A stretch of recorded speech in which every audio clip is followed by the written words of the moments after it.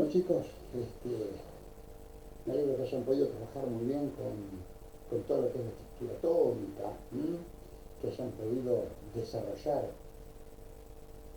eh, las estructuras atómicas y hayan podido resolver las cuestiones que tienen que ver con los subproductos que tiene el átomo, como los neutrones, los protones y todo eso. Así que vamos a seguir adelante, vamos a seguir con parte de ese tema. Y hoy lo que quería hablarles era dentro de la estructura atómica, que tratemos de entender a ver cómo es que se forman los compuestos, cómo es que se forma un compuesto. Y la realidad es que los compuestos químicos se forman por diferentes afinidades que tienen los compuestos para juntarse. Los compuestos tienen, como nosotros, como los seres humanos, afinidades. Algunos somos más afines a juntarnos con unos compañeros que con otros, a otros por ahí no lo podemos ver mucho, pero siempre nos juntamos con quienes nos parecen más afines a nosotros. Bueno, con los compuestos pasa más o menos lo mismo. ¿Con qué tiene que ver estas afinidades? Bueno, ustedes habrán visto, yo ahora voy a buscar la tabla periódica, que en la tabla periódica hay, de este lado están los metales y de este lado los no metales. En términos generales, los elementos tratan de formar compuestos entre especies diferentes. Casi siempre es así. Generalmente las reacciones químicas se producen entre no metales y metales, o entre metales y no metales, con una excepción, o con dos excepciones en realidad. Las dos excepciones básicamente son el hidrógeno, que es este elemento que está acá, y fundamentalmente el más importante de todos, que es el oxígeno. ¿Por qué? Porque ambos tienen la capacidad de juntarse tanto con átomos de su misma especie, o sea, no metálicos, como metálicos. O el hidrógeno tiene tanto la capacidad de juntarse con metales que con no metales. Digamos, esto tiene su explicación. A ver, yo siempre voy y digo lo mismo, siempre termino poniendo los mismos ejemplos. Nosotros lo que tratamos es de encontrarle una explicación a por qué suceden estas cosas. Hay cosas que no las podemos explicar con certeza, sí con teorías que hoy están y mañana quizás no. Pero siempre pongo los mismos ejemplos. Digo, yo puedo explicar por qué los seres humanos tenemos 2 brazos y no 8 como los pulpos. Puedo decir, no, bueno, porque en realidad el ser humano necesita para moverse, no necesita porque no está en el agua, no sé, qué sé yo, alguna explicación que sea. Pero en definitiva no tengo una explicación concreta para eso, pero bueno, más o menos pasa lo mismo. El oxígeno se combina con todos los elementos de la tabla periódica menos con los gases inertes, que son estos que están acá en un marroncito al final. Lo que vamos a tratar de explicar en realidad no es por qué, sino cómo. El por qué es más complejo de explicar, no lo vamos a ver, pero sí vamos a tratar de ver cómo se combinan los diferentes elementos entre sí para darnos determinados compuestos. La realidad es que vimos y practicamos la formación de iones. Nosotros dijimos en el video anterior que lo que se nota en los compuestos es que tienen la configuración electrónica del gas inerte más próximo a la tabla periódica. Esto lo dijimos en el anterior video y lo volvemos a repetir. ¿Qué es esto? Todos los elementos tratan de formar de alguna manera estas estructuras en la estructura externa del compuesto. Entonces, ¿qué es lo que va a pasar? Va a producirse un intercambio de electrones, un compartir electrones, lo que sea, para que esta estructura sea la estructura externa del compuesto, con 8 electrones en el grupo. ¿Y cuántas maneras hay de combinarse? 2. Dos, básicamente son 2. Una forma que se llama iónica, o unión por iones, y otra que se llama covalente. Hay una diferencia bastante fundamental entre ellas. Primero porque generalmente las estructuras iónicas son aquellas formadas entre elementos metálicos y no metálicos. Entre estos que están acá, que son no metales, y estos que están acá, que son metales. Entre ellos hay una estructura iónica. ¿Por qué pasa esto? Bueno, porque la realidad es que una de las características de los metales es que tienen pocos electrones en su último nivel. En términos generales, la mayoría tienen 1, 2 y 3. Hay algunas excepciones, no vamos a entrar en muchos detalles, pero generalmente tienen 1, 2 y 3. Vamos a tomar, por ejemplo, el calcio. El calcio, que es este elemento que está acá en la tabla periódica, aquí, y el calcio tiene una particularidad. Tiene 20 electrones. ¿Cómo los tiene distribuidos? Los tiene así. 2, 8, 8 y 2. Y vamos a suponer que el calcio se va a unir, es un metal,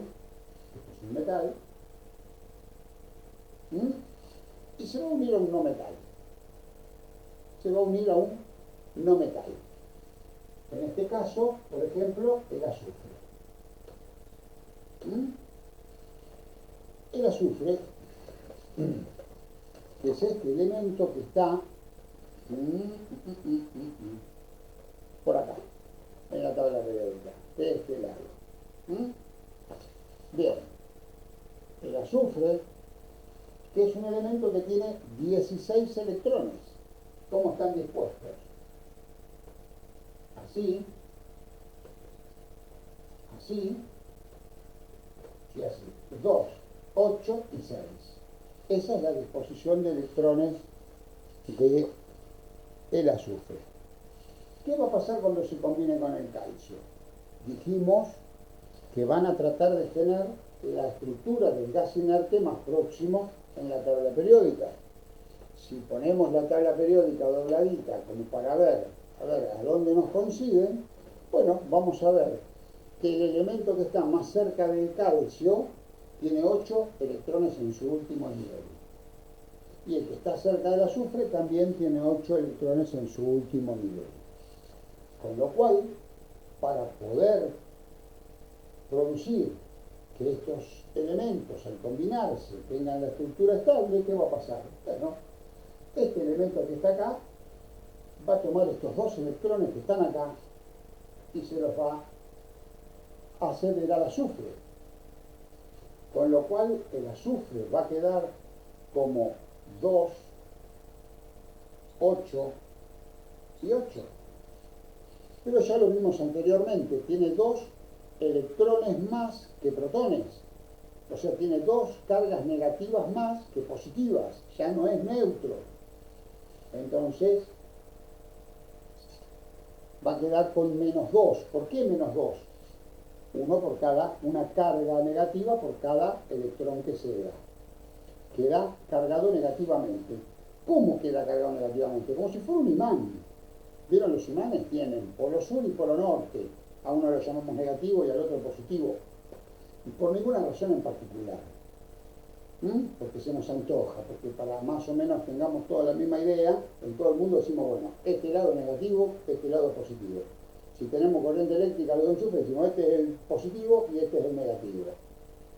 Podríamos haber dicho al revés. Pero bueno, es por convención, se toma así, o sea, entre todos decimos que se hace. Al tener dos electrones más, tiene dos cargas negativas, queda cargado como un imán. Tiene la intención de, como un imán, atraer. ¿Y a este qué le va a pasar? Va a quedar también con una estructura similar. ¿Pero qué pasó? Perdió los electrones. ¿Qué quiere decir? Que tiene dos protones más que los electrones. Entonces va a quedar con dos más. ¿Por qué dos más?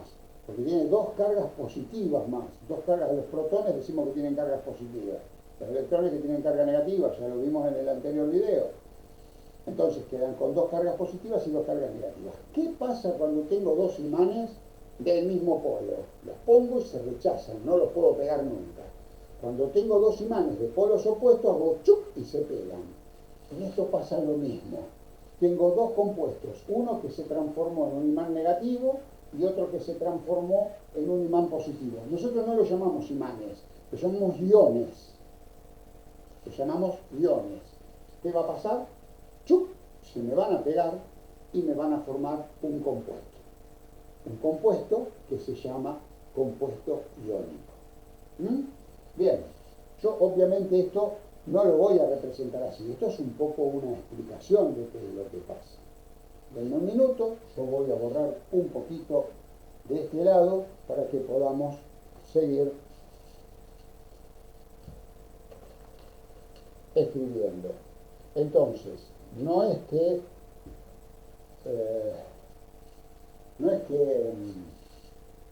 hay alguna cosa rara, no pasa nada. Esto es, hay afinidad, los dos se quieren juntar y para juntarse, ¿qué es lo que hacen?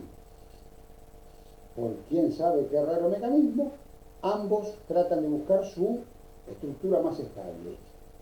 Acá les da justo para formar su estructura más estable porque este necesita perder dos electrones para tener su estructura más estable electrónica, que es esta, y esta necesita ganarlos para tener su estructura electrónica más estable. Entonces, entre los dos forman este compuesto, que es un compuesto iónico. Muy bien. ¿Qué va a pasar?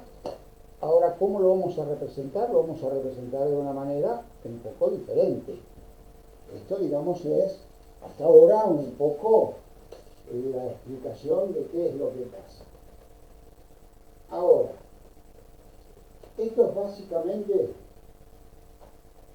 lo que nos está pasando cuando juntamos dos elementos que son afines entre sí.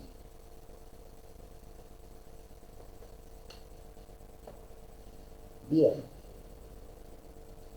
en la práctica nosotros lo vamos a hacer diferente, porque la verdad es que no nos interesa dibujar todo esto, porque en realidad los electrones de las uniones, a los cuales vamos a llamar electrones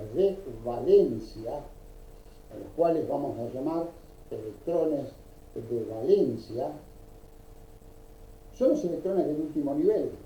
Así que vamos a dibujar el compuesto y vamos a poner nada más que los electrones del último nivel. Entonces, vamos a poner calcio y dijimos que tiene dos electrones.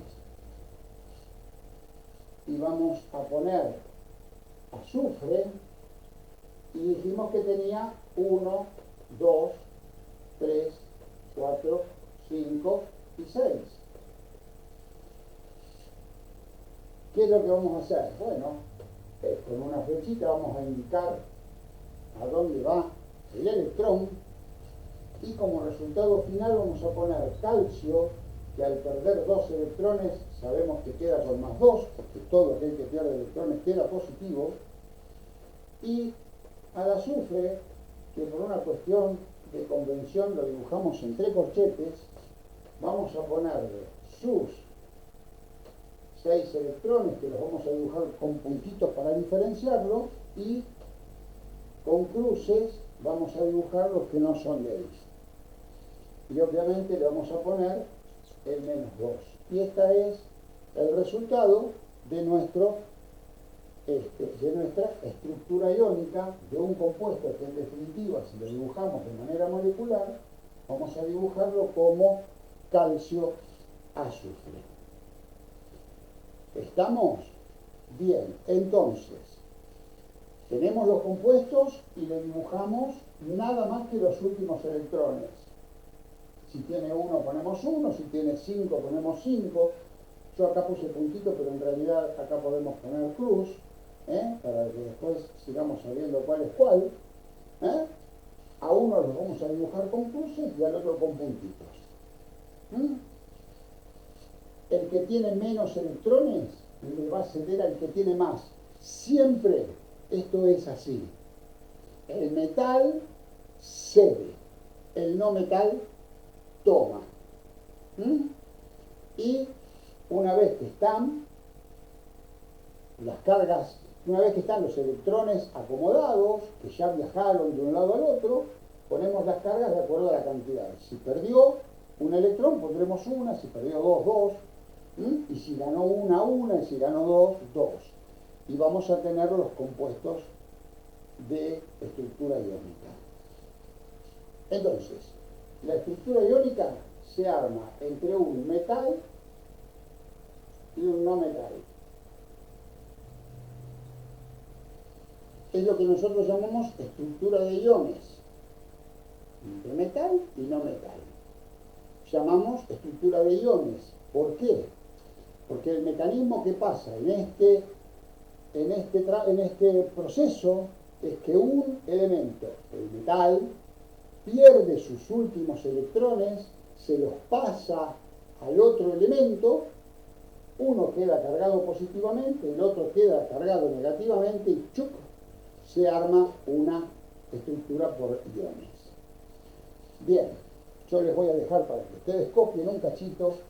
Ahora vamos a borrar y vamos a ver otro ejemplo donde están en juego más de un átomo de alguno de los dos.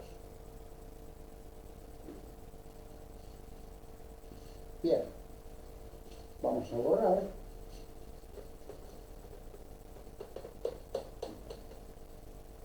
Vamos a borrar.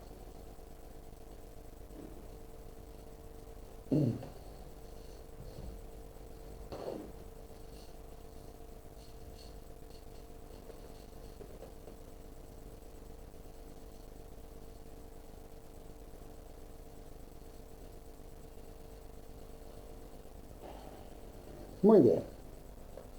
Esto acá tenemos un elemento que perdió 2 y un elemento que ganó 2. Pero no siempre es así. Puede pasar, por ejemplo, que yo tenga el aluminio. El aluminio es un elemento que tiene 3